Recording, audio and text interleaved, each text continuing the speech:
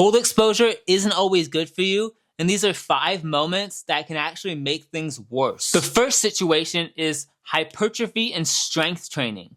You do not want to do it right after hypertrophy and strength training because your body is getting inflamed, right? You're inflaming your body by doing strength training. You're inflaming the muscles. And you are trying to repair those muscles with that inflammation to recover the muscles to grow them bigger. But cold exposure is going to reduce that inflammation, reducing the repair of the muscles, and not going to repair as fast, which means you're not going to get as much strength gains and not as much muscle gains as you would like. So I would wait at least 2 to 3 hours, but ChatGPT says wait 4 to 6 hours before you do your cold exposure, or do it on off days. And the best thing to do for me is to do it early in the morning before you strength train, or do it before your workout, and make sure you do a good warm-up after, because that can kind of get your body moving a little bit. You could do a little bit of cold and hot, so it's like a cold shower or an ice bath, then get into a warm shower, then go out and do your strength training routine or your bodybuilding routine that you're normally going to do.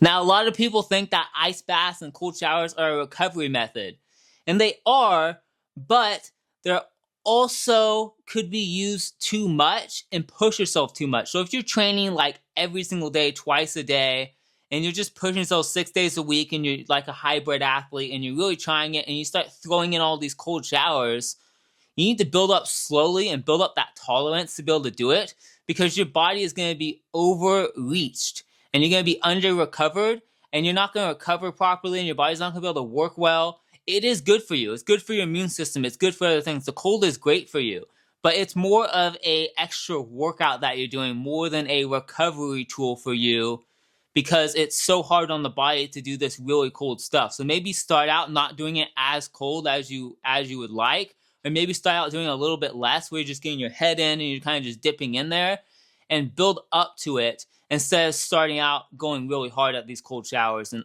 cold exposure.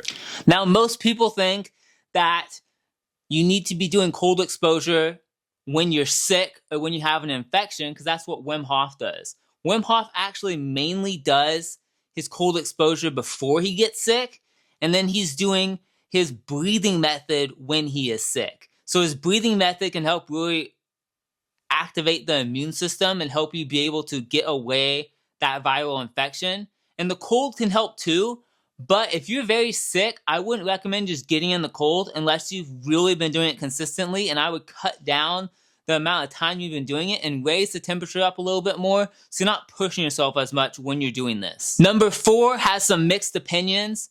This is doing cold exposure late at night or right before bed. And a lot of people have an adrenaline spike, which could keep them awake, obviously because you're in the cold. Some people feel like it helps get their body temperature to the right body temperature for them to be able to go to sleep. But some people feel like it makes it worse. So for me personally, I'll do my cold exposure sometimes, like my cold showers, right before I go to bed. And I feel great. I feel like I sleep good and I'm fine. But some people might not be able to do it. So if you're doing it right before you go to bed and you feel like you're not sleeping well, cut it out right before you go to bed, because you might not be sleeping well because of that adrenaline spike. Number 5, the last thing, is if you have eating disorders or low body fat percentage, or you're someone that has cold-induced asthma or things like that are causing you problems, like medical conditions, make sure you know if you have a medical condition, if it's worth doing the cold exposure, because some people have like nerve signalings and it messes it up a little bit like that. CIDP, I think it's called. There's a bunch of different things that it might be beneficial for, but there might be things that it's not beneficial for. And especially if you're someone that has an eating disorder and low body fat, you could get a lot of brown fat, which is good, but it's going to make you burn more calories, which you may not want to burn more calories because you may already be really low in body weight, and you need to build that muscle mass. You need to not do the cold. You need to maybe do warm stuff like saunas, which I'll talk about in other videos. So hopefully you guys enjoyed this video. If you guys did, please click that subscribe button. If you want to see me do 30 days of cold showers for my depression, click this video over here.